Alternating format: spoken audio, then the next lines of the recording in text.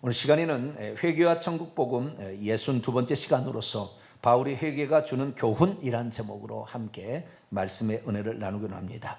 오늘도 거룩한 주일에 주님께 예배한 여러분들을 하나님께서 진심으로 사랑하십니다. 마스크를 쓰고 예배한 지 벌써 7개월이 돼가고 있지만 그래도 우리의 믿음의 열정은 식어지지 않았고 우리가 이럴 때일수록 더 알곡이 되자 하는 간절한 마음으로 주 앞에 나오고 또 주님을 향하여서 오늘도 각자 처소에서 온라인으로 예배 드리는 분들을 하나님께서 붙들어 주실 줄로 믿습니다. 하나님은 시간과 공간을 초월하여 계신 분이지 어느 장소에만 굳이 갇혀 계신 분은 아닙니다. 그러나 우리가 그 시간과 공간을 초월해 계신 하나님을 우리가 만나고 또 우리가 그분을 의지하게 될 때 하나님께서 함께 하실 줄로 믿습니다. 영상도 고장이 나가지고 왔다 갔다 합니다만은 그래도 대면 예배에 나오신 분은 저의 얼굴을 볼 수 있어서 아마 대면 예배를 나오라는 사인이 아닌가. 온라인 예배는 음성은 나갈 겁니다. 가끔가다 노 시그널 떠도 충격받지 마시고 잘 들으시기를 바랍니다. 사람은 누구에게나 감당하기 어려운 사람들이 몇 명쯤은 있습니다. 다른 사람에게는 그것이 별로 그 사람이 어려워 보이지 않는데 나에게 있어서는 그게 부담스럽고 그 사람을 앞에 들면 주눅이 들고 약해지는 그런 사람이 있습니다. 그러나 어떤 사람은 나는 그에게 잘못한 것이 없는데 그가 나를 엄청 미워함으로 말미암아 그가 나를 미워하는 것이 내가 느껴지게 될 때 그 사람을 어떻게 대할 것인가 걱정이 될 때도 있습니다. 주님은 원수도 사랑하라 그렇게 말씀하셨는데 그가 나를 계속해서 미워하게 될 때 나는 그한테 잘못한 게 없는데 그런 사람을 대할 때 우리는 어떻게 대할 것인가 우리는 많이 고민이 되기도 합니다. 바울에게 있어서 그런 사람들도 있었습니다. 바울은 싫어하지 않는데 그들은 와서 바울을 힘들게 하고 괴롭히고 막 이렇게 죽이려고 하는 거예요. 그들은 다른 것이 아니었습니다. 그들은 율법에 열심 있는 자신의 동족들이었습니다. 그래서 이 율법에 열심이었던 이 동족들이 바울을 찾아와서 바울에게 그렇게 바울을 힘들게 하고 괴롭히는 일을 했는데 바울이 3차 전도여행이 끝나고 4차 전도여행을 이렇게 하려고 했을 때 어떤 사람들이 있었느냐? 이런 사람들이 있었습니다. 나리샘의 유대인들이 당을 지어 맹세하여 바울을 죽이기 전에는 먹지도 아니하고 마시도 아니하겠다 하고 이에 동맹한 사람이 40여 명이나 되었더라. 다시 말해서 바울을 죽이지 않으면 나는 밥도 먹지 않겠다고 결의한 사람들이 바울이 대체 누구길래 바울이 그에게 무슨 해를 가했길래 그들은 그런 자신의 동족을 죽이기 이렇게 원했던 것일까요? 오늘 본문 말씀 중에는 그런 사람이 심지어 바울이 복음을 전파하는 곳까지 쫓아와서 결국에 바울을 돌로 쳐서 죽이는 이러한 사태까지 벌어지고 말았습니다.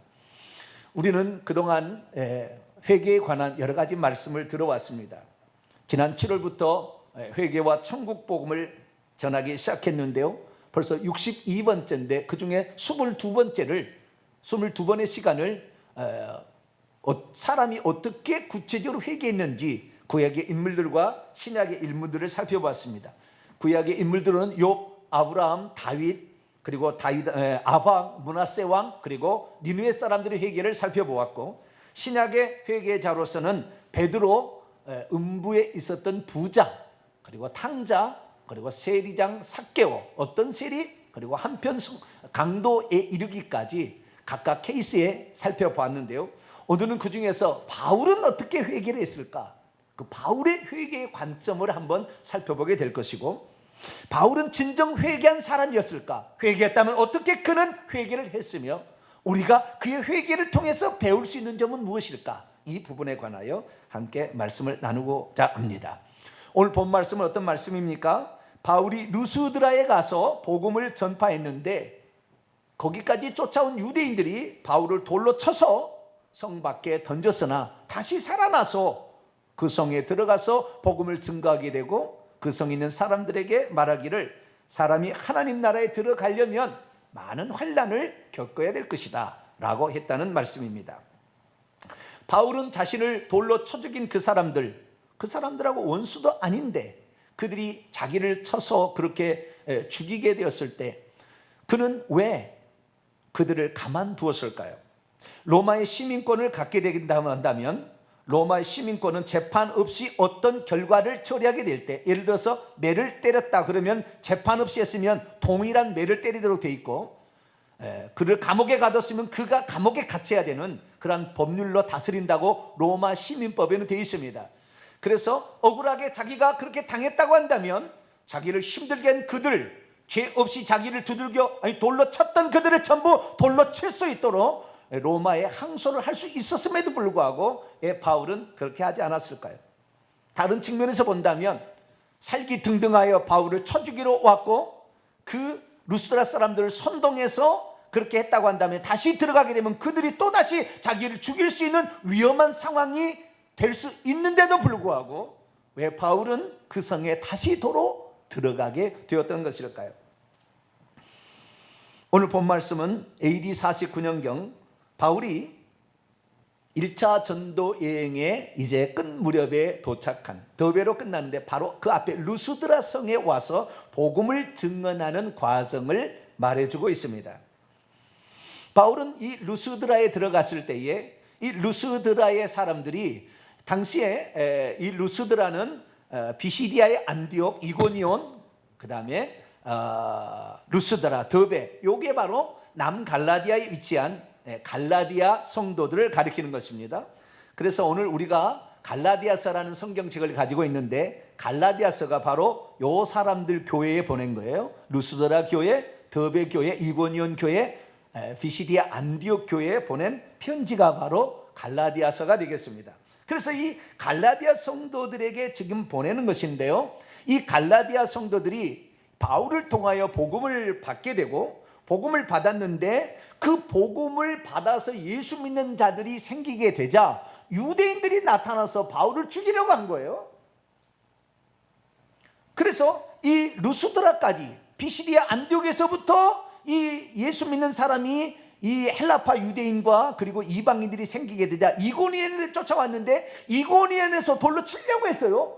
그러나 간신히 거기를 모면하여 루스드라에 왔는데 루스드라에서는 아예 이 바울을 돌로 쳐서 죽이는 그런 사태가 벌어지고 말았습니다.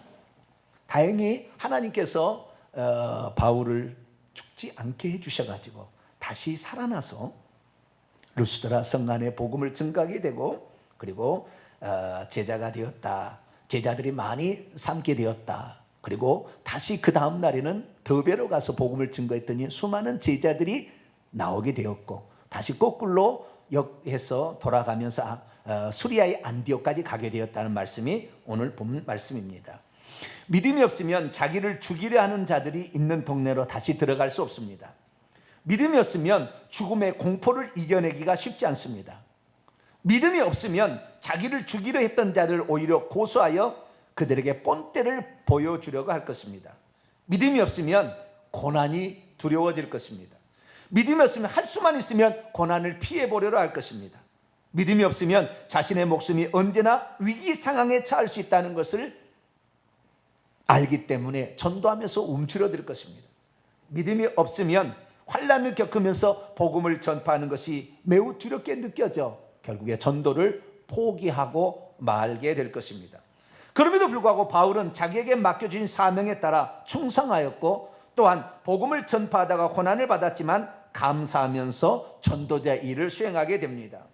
그럼 바울은 이러한 자기를 죽이려 들려는 이런 사람이 있는 그 성에 왜 다시 복음을 전하러 들어가게 되었고, 그들을 왜 고소하거나 안갚음하지 않으면서 계속해서 복음을 증가하게 되었을까요? 우리는 이 바울의 특별한 이 상황을 우리가 이해할 수 있어야 합니다.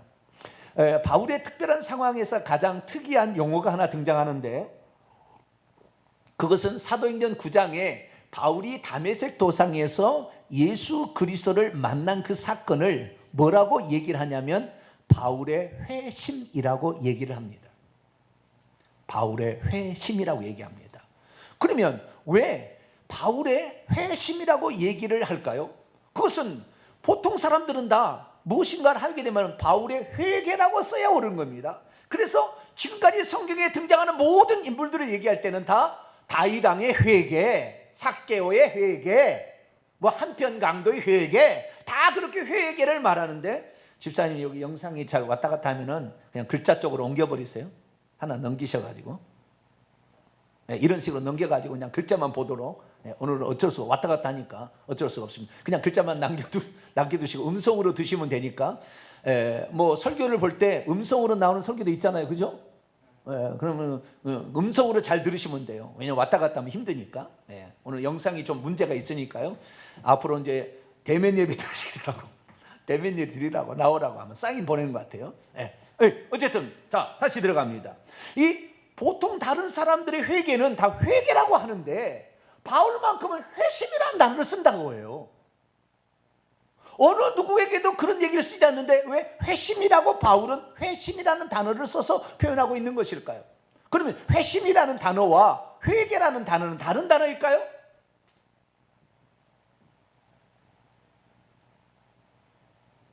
우리는 한 번쯤은 회심이라는 단어와 회개라는 단어를 생각해 봐야 돼요. 그러나 성경에는 회심이라는 말은 등장하지 않습니다. 그런 용어를 그때 당시에는 쓰지 않았어요. 이 번역할 때는 쓰지 않은 거예요.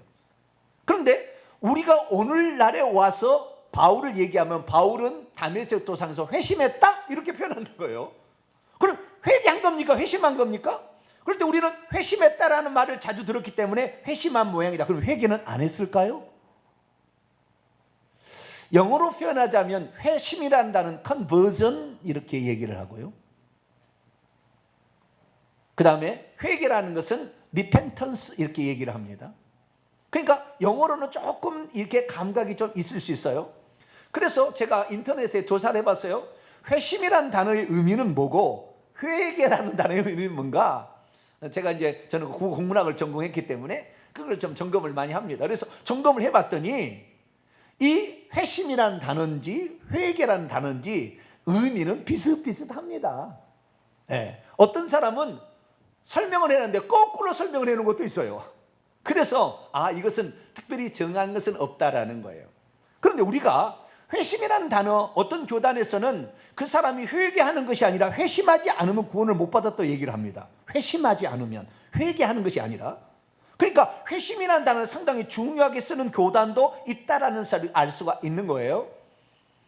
그래서 우리가 이 회개라는 것이 매우 중요한데 회심이라는 것도 한 번쯤은 생각해 봐야 되는데 회심이라는 단어가 어떤 용도로 쓰는 것인가를 조금 정리를 하게 된다고 한다면 바울은 회개했는지 회심했는지를 알 수가 있겠죠. 분명한 사실은 사도행전 9장에 나오는 이 다메섹 도상에서 바울이 예수 그리스도를 만나 그때 회개한 것을 회심했다라고 표현한다는 거예요. 그래서 그것을 가지고서 우리가 회심과 회개를 분석해 보면은 저는 한 4가지 정도로 이렇게 구분할 수 있겠다는 생각이 듭니다. 첫째, 회심이 일종의 개종을 의미한다고 한다면 회개는 어떠한 삶과 상태에서 돌이키는 것만을 얘기할 때 회개다 이렇게 얘기하는 거예요. 그러니까 타종교에서 이렇게 오게 되면 회심했다 얘기를 하지만 지은 죄를 뭐 거짓말했던 죄를 회개했다 그러면 회개했다 회심했다 얘기하지 않는다 그 말이죠. 두 번째, 회심이라는 것은 일종의 단회적인 것이라고 한다면 회개는 반복적인 것이라고 말할 수 있어요. 사람은 일평생에 한 번 예수 그리스도를 믿고 회심하는 것이고 두 번 회심하지는 않지만 회개는 계속해서 해나가니까.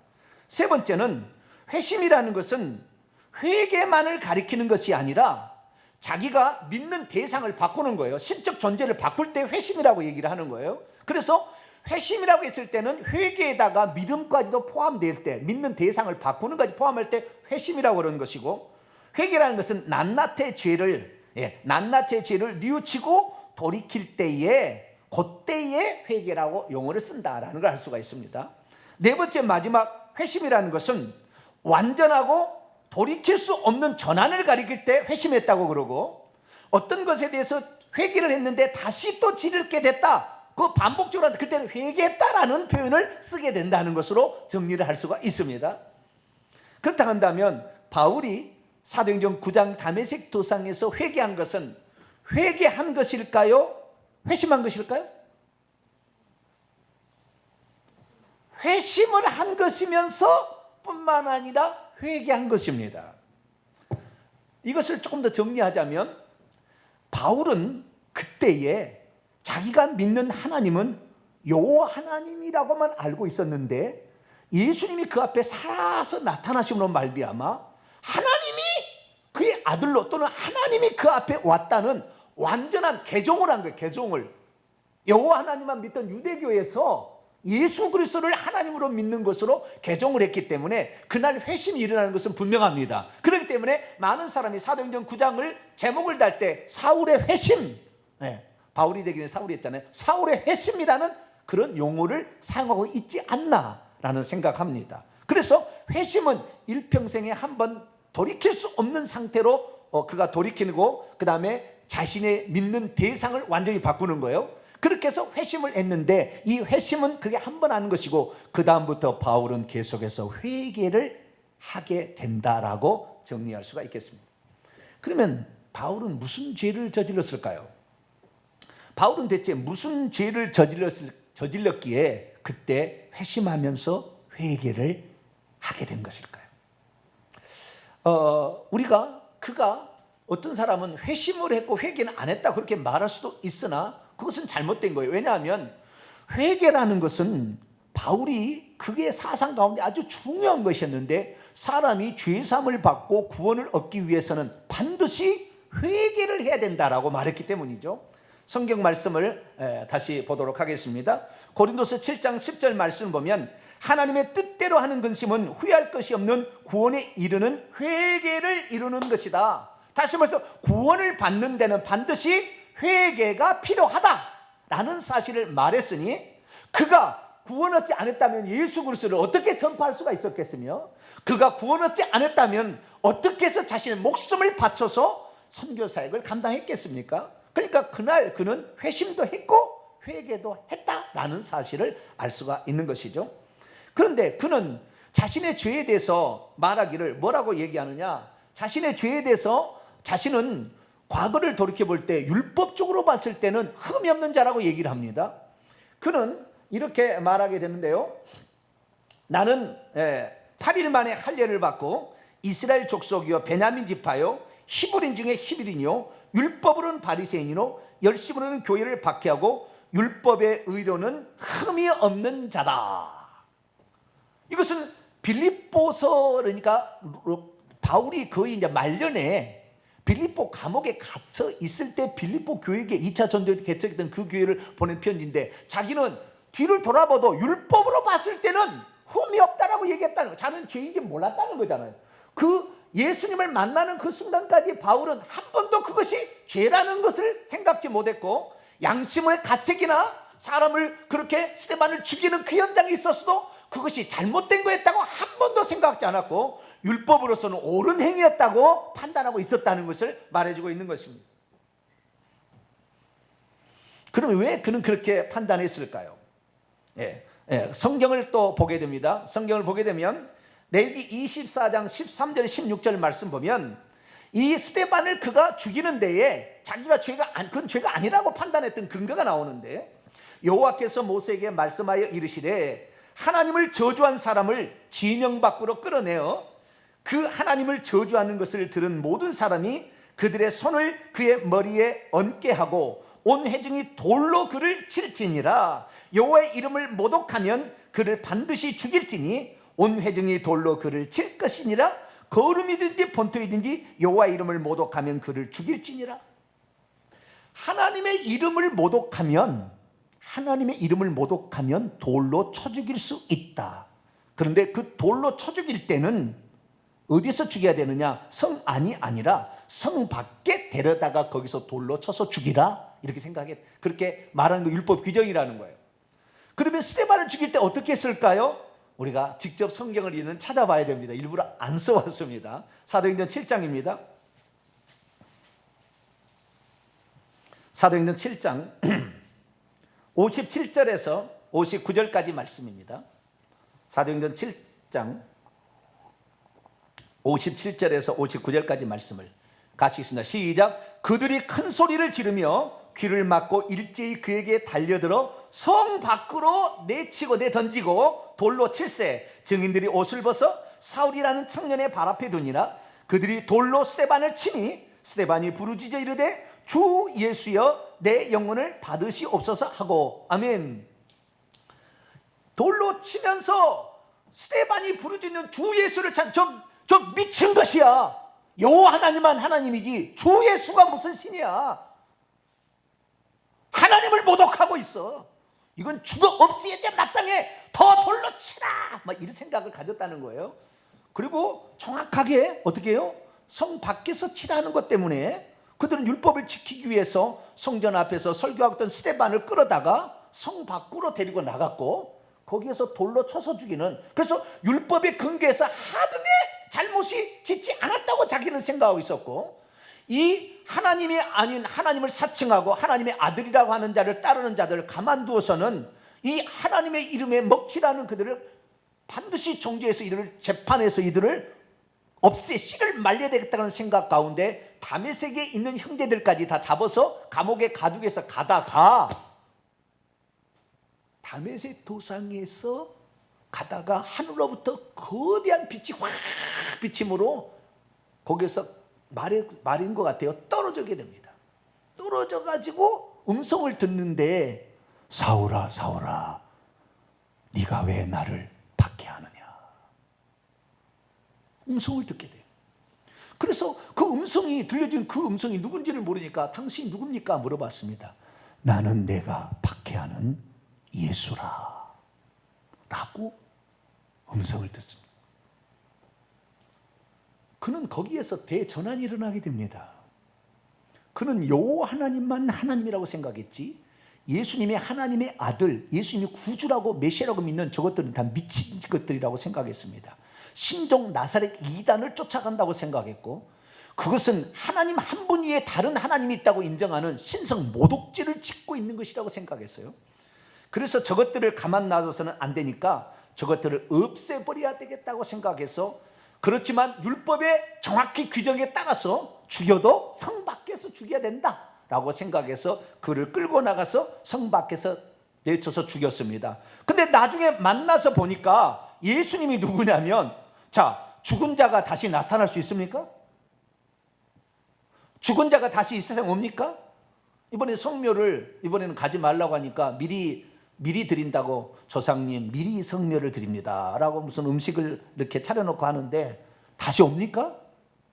죽은 자가 다시 옵니까? 그렇게 가지고는 죽은 자가 다시 와서 복을 안 줘요. 지극정성을 해야지.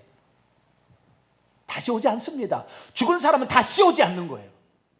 그런데 반드시 죽었다고, 없어졌다고, 그래서 그를 믿고 따르는 저것들은 환영을 보고 상상에 지금 나래를 펼치고 있다고 생각했는데, 자기 앞에 예수 그리스도가 나타나게 되자 그는 깜짝 있을 수 없는 일이 일어나게 된 거예요. 신성 모독죄라고 죽였는데 사실 예수님이 진짜 하나님의 아들이고 그분이 구원자로 이 땅에 보내신 분이라 한다면 하나님을 몰라보는 신성 모독죄는 자기가 진 것이고, 하나님을 믿고 따르는 그들이 하나님을 제대로 섬긴 것이고, 나는 하나님을 제대로 섬긴 하나님의 뜻을 반역하는 사단에 속한 사람이라는 것을 깨닫게 된 거죠. 그래서 그는 식음을 전폐해서, 여러분 식음을 전폐했다는 것은 구약의 회개에 표시합니다. 굵은 베옷을 입고 금식을 하고 죄를 뒤집어 쓴 이 3대 방식은 뭐예요? 회개의 대표적인 그 모습이라고 해요. 근데 바울은 3일 동안 금식을 하면서 이것이 무슨 일인가를 생각한 거예요. 그때 기도 중에 하나님의 환상을 다 보여주게 되고 자기에게 누가 와서 안수하고 어떤 말을 할까 다 알게 돼요. 그리고 다메섹 도성의 아나니아라는 귀한 사람에게 하나님이 나타나서 다 또 사울에게 어떻게 하라고 지시를 합니다. 그래서 그것을 딱 보게 되자 사울은 그 앞에, 아마 제가 여기 성경 기록이 안 되지만 통곡을 하지 않았을까. 기록은 안 됐지만 통곡을 하지는 않았을까. 주여, 내가 하나님을 몰라봤습니다.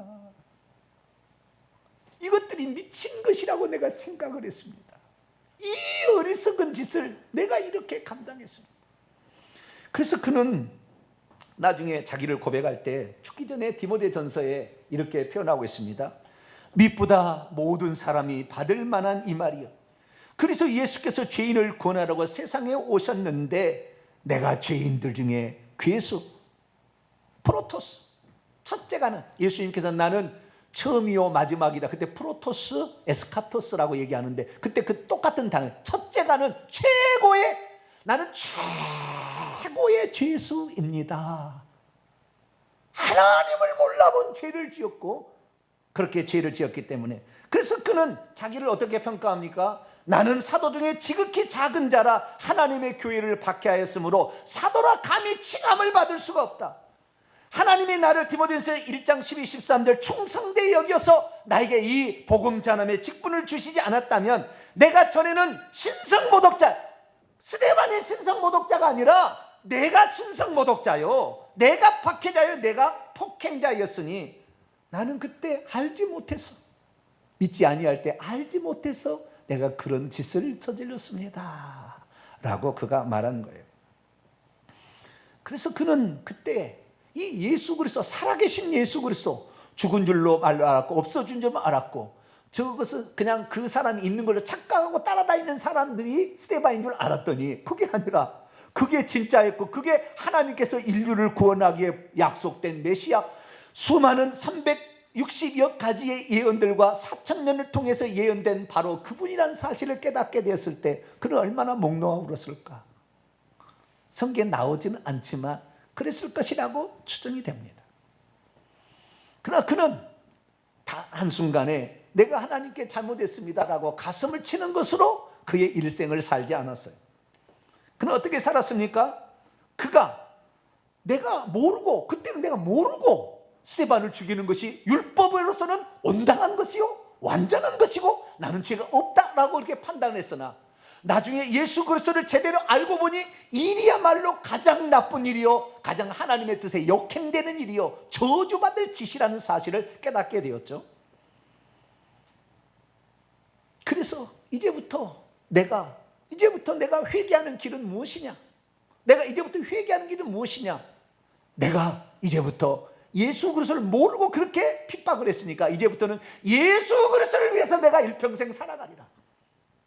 이분이 그리스도고 이분이 하나님의 아들, 이분이 하나님이고 우리를 구원하는 구세주라는 것을 내가 일평생에 내가 선포함으로 내가 그동안에 잘못했던 모든 죄악들을 회개하리라 라는 그런 각오로 그는 달려들기 시작한 거죠. 그래서 그는 그렇게 그가 욕심을 품었던 유대 라피로스의 최고가 되는 욕망을 버리고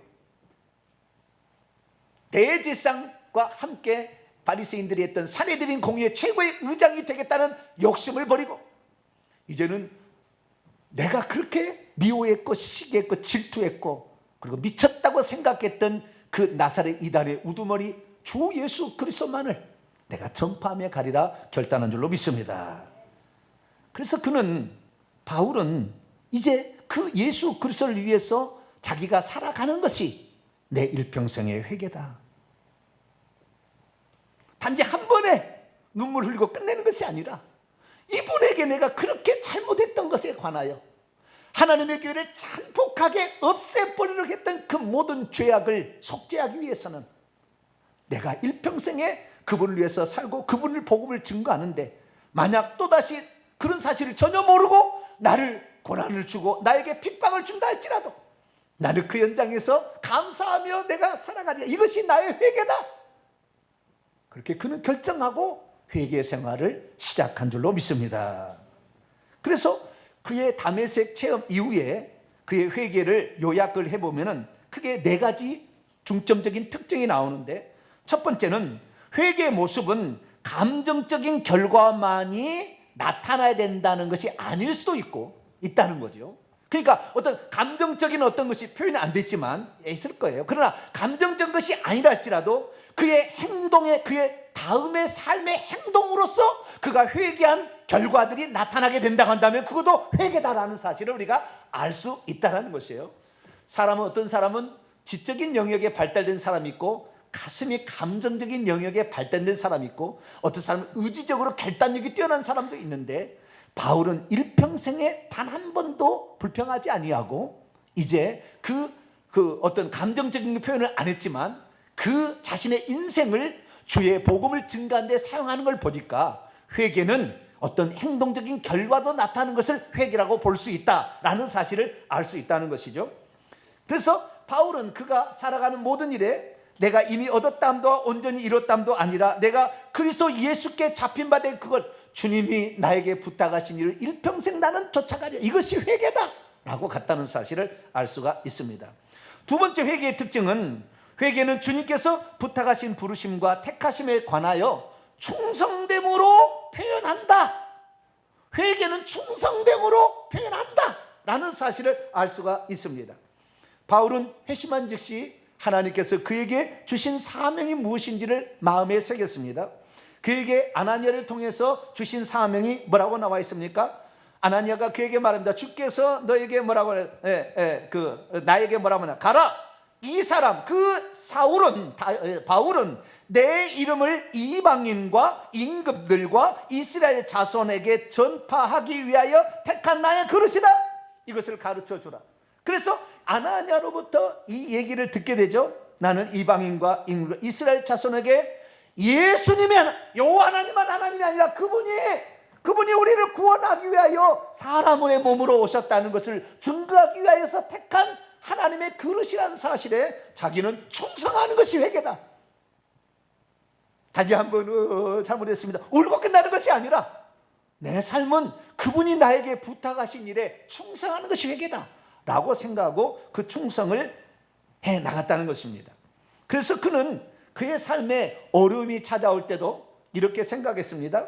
내가 나의 달려갈 길과 주 예수께 받은 사명 곧 하나님의 은혜의 복음을 증언하는 일을 마치려면 나의 생명조차 조금도 귀한 것으로 여기지 아니한다.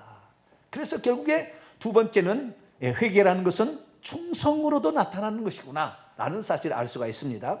세 번째 그의 회개의 특징은 그는 엄청난 고난과 핍박과 환난 중에서도 불평 원망하지 아니하고 오히려 감사를 표현함으로 회개했다라고 말할 수 있습니다. 그러니까 그가 오늘 루스드라에서도 자기는 그들에게 잘못한 게 없지만 그들은 바울을 죽이기 위해서 비시디아 안디옥이 두 군데 있는 거예요. 수리아 안디옥이 있고 비시디아 안디옥인데 그는 수리아 안디옥에서 파송을 받았고 갈라디아의 가장 중요한 도시인 비시디아 안디옥에서 복음을 전하고 이고니온 그리고 루스드라 더베까지 복음을 전하는데 이때 루스드라에 왔을 때는 진짜 그들이 달려들어서 바울을 돌로 쳐서 죽이는데요. 이들은 불법을 행했어요. 자, 오늘 여러분 또 성경을 보세요. 여러분 성경 19절입니다. 그들은 불법으로 바울을 죽입니다. 19절입니다. 시작. 유대인들이 비시디아 안디옥입니다. 안디옥과 이고니온에서 와서 무리를 총동하니 그들이 돌로 바울을 쳐서 죽은 줄로 알고 시외 도시 밖으로 끌어내치니라. 자, 율법의 규정에는 레위기시상에 어떻게 돼 있어요? 돌로 치려면 신성 모독죄는 어떻게 해요? 성 밖에 가서 죽여야 되는 거예요. 왜냐하면 성 안에 있으면 어린아이도 보고 여자들도 보고 그럼 좀 그렇잖아요. 그러니까 이것이 좀 그런 잔인한 모습을 보이지 않기 위해서 모르겠어요. 그런 말은 성경에 없어요. 제 생각입니다. 성 밖에서 죽이라 이렇게 돼 있다는 거예요. 율법의 규정에는 그렇게 돼 있는데 그렇게 하면 바울이 아무리 믿고 쉽게 말해서 이 유대인들이나 이방인들이 예수 믿어서 막 이렇게 즐거워하는 모습을 보고 시기 질투가 나서 저것이 유일하신 여호와 하나님 안 믿고 예수 하나님을 전한다. 저건 없어져야 되게. 저건 죽여야 돼. 저건 신성 모독자야 라고 생각하고 유대인들이 그렇게 했다 할때 그렇게 하려면 어떻게 했어야 돼요? 성 밖으로 가서 죽였어야지. 근데 바울은 얼마나 화가 났는지 그 성 안에서 때려 죽여버리는 거예요. 여기 죽은 줄 알고라는 단어를 보면 경험적으로 그렇게 알았다는 것이고요. 그 다음에 20절 제자들이 둘러섰을 때에 이제 밖에서 던져버렸어요. 꺼적대기로 싸다가 던져버렸는데 바울이 일어났다라는 단어가 나와요. 일어났다는 아니스테미라는 헬라어 동사를 쓰고 있습니다. 아니스테미라는 것은 헬라어로 아나에다가 시스테미가 합쳐졌어요. 아나라는 것은 다시 again이라는 뜻이고요. 또 위로라는 뜻도 있으면 again입니다. 그 다음에 이스테미는 히스테미는 서다는 거예요. 다시 서다. 그래서 이 단어는 부활하다라는 대용어로 많이 썼어요. 부활하는 단어가 몇 개 단어가 있는데 3개 단어가 있는데 그 중에 하나가 아니스템이라는 단어입니다. 그래서 성경에 일례를 많이 나오는데 제가 일례를 보게 된다면 마가복음 8장 31절에 인자가 많은 고난을 받고 장로들과 대장로와 서기관들에게 버림받아 죽임을 당하고 사흘 만에 살아나야 할 것, 살아나야 할 것. 여기에 아니스테미가 나와요. 일어나야 할 것인데 살아날 것이다. 한글 성경을 번역했지만 원문에는 일어나야 한다, 일어났다는 동일한 단어를 쓰고 있어요. 그러니까 죽었다가 다시 살아나는데 이 용어를 썼다는 거예요. 사도행전 2장 32절에도 베드로의 설교 가운데 이 예수를 하나님이 일으키신지라, 그렇게 번역을 해야 되는데 우리 한글은 살리신지라 이렇게 나와 있지만 원래는 아니스테미라는 동사를 썼기 때문에 일으키신지라 라고 해야 되는데 우리에게는 한글로 이렇게 되어 있지만 이것이 바로 죽었다가 다시 살아난 때의 용어로 썼다는 거예요. 그러니까 사울이 제 생각 같에는 그때 죽은 줄 알고라는 것은, 판단하는 것은 경험적으로 알아서 이건 죽었다라는 거예요. 얼마나 두들겨 패서 찢어지고 머리를 때려서 죽이잖아요. 사람 몸뚱이 돌로 친다 해서 안 죽어요. 머리가 깨져서 흥건히 나와야 죽는 거예요. 그러니까 그렇게 돌로 때려서 피투성이가 되어 있는 그 바울을 죽었다고 생각하고 죽은 거죠. 내가 말 죽은 거예요. 그래서 다시 일어났다는 것은 하나님이 살려줬다고 보입니다. 원문을 뜻을 보게 되면 어쨌든 좌우지간 죽었든지 살았든지 모르지만 좌우지가 죽었다는 것이 그들의 판정이었고, 그래서 성 밖에다가 그냥 쓰레기에 버린 데다 버려버린 거예요. 그런데도 바울이 거기에서 일어났다. 그리고 그날 들어갔어요. 그리고 그 다음날 이튿날은 다시 더베로 가서 그의 마지막 선교지 루스드라에서는 이제 됐고 더베까지 가야 되겠다고 작정해서 더베까지 갔는데 더베에서는 얼마나 많은 제자들이 많이 나왔는지, 제자들이 많이 나왔다고 그 다음 구절에 말해주고 있어요.